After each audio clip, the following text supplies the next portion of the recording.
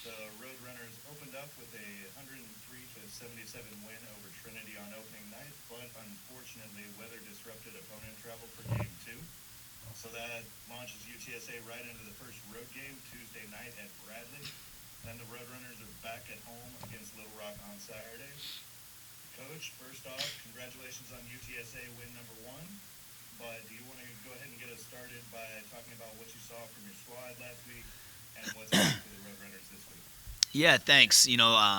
Second half was obviously a little bit more fun than the first half. I thought we came out with some nerves and played well offensively for most of the night. Defensively, our transition defense was just non-existent really the first 10 minutes of the game. I thought when we settled in, we were able to get a couple of 3 stops in a row and give Trinity a lot of credit. Coach, I mentioned that last week that Coach Jimmy does a great job. They ran some things that definitely gave us problems, and then finally in that last 10 to 12 minutes, we were able to settle in a little bit and create a bit of a lead and hold on to it. So, again, I felt good. Certainly things we can do better. Then moving forward, of course, the end of the week was interesting. Disappointing that we didn't get to play this past weekend. It was tough watching everybody else play, and your guys were obviously itching to get out there and compete. Of course, that game's been moved now to December, and so as you mentioned, now we're thrown right to a tough environment at Bradley, a team picked to win the Missouri Valley, and Coach Wardle does a heck of a job. They've got experience, they've got shooting.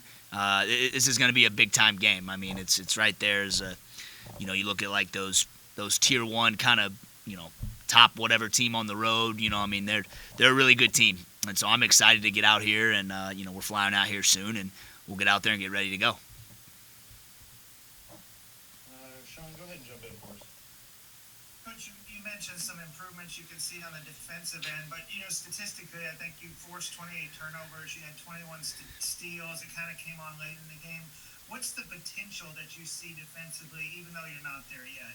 Yeah, I do think pressure and being able to cause some turnovers with picking up full at times, making certain passes tough. I do think that's going to be part of our bread and butter, making people miss, but then also trying to force turnovers within that as well, and doing that as best we can without fouling. At the end of the day, that is going to be a byproduct a little bit when you're playing hard and flying around. But that's again why we want to emphasize our depth. I don't want our guys thinking about that too much. We'll let guys play with foul trouble at times. I want us thinking about making it not fun to play UTSA. I want it to be physical. I want our guys to blow up actions and kind of make our name on that side of the ball. How does playing a team like Bradley help your team? They may not be the biggest name, but anybody who follows basketball knows they've been consistently good, and like you said, they're predicted to win their league. Yeah, I know. Listen, they're obviously, if you look at any metric, any site, whether that's KenPom or whatever the case may be, they're a top level team in our league. This is a high level league game on the road. So again, we've played some. We played at USC, of course, in an exhibition. We had a good scrimmage with McNeese, and so again, I think those have helped prepare us for this moment. And again, it's going to be another good benchmark to see where we are. And I've been saying it all week, and I'll continue to say it. The team on Monday won't be at Bradley, and then hopefully the team at Bradley won't be the team you see in December, into January, and into February and March. We want to continue to improve, but this is it's a great opportunity to see where we are. And of course, our intention is to go up there and win the game, as always. Every time we step out on the court, regardless of who we're playing, we want to set a standard for what UTSA basketball is all about.